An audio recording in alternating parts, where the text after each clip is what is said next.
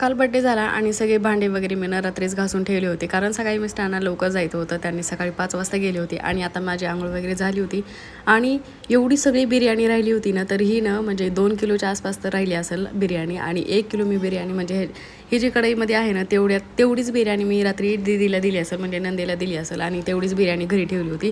आणि प्लस आणखी सकाळी मिस्टरांना पण डब्याला दिली होती, तरीसुद्धा एवढी सगळी बिर्याणी उरली होती. आणि आमच्या माहीचा बड्डे होता आणि बड्डे गर्लच केक नव्हता खाल्ला, म्हणून तिला सकाळी थोडासा ठुला होता केक आणि तिला ती दिला होता आणि ती मस्तपैकी एन्जॉय करत खात होती. म्हणजे आम्ही सगळ्यांनीच खाल्ला होता.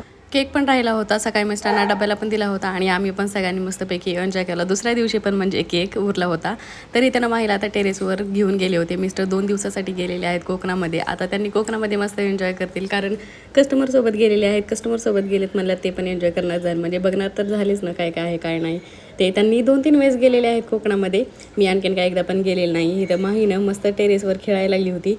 मी एकीकडे होते, आई एकीकडे होत्या आणि एकीकडे तिनं होती. तिला टेरेसवर बॉल खेळायला एवढं जास्त आवडतंय ना, मेन म्हणजे तिला पायाने बॉल मारायला खूप जास्त आवडते. फुटबॉल खेळायलासारखं तिला आवडते. त्याच्यामुळे नाही तर वरती चिवताई कावताई सगळेजण दिसतात. त्यांच्याकडे बघत बघत माहीचं नाही इकडं बॉल खेळायला चालू होतं. तर चला मग असा होता माझा आजचा छोटासा व्हिडिओ. तुम्हाला माझे व्हिडिओ कसे वाटतात ते मला कमेंटमध्ये नक्की सांगा आणि तुम्ही माझे व्हिडिओ कुठून बघतात ते पण नक्की सांगा.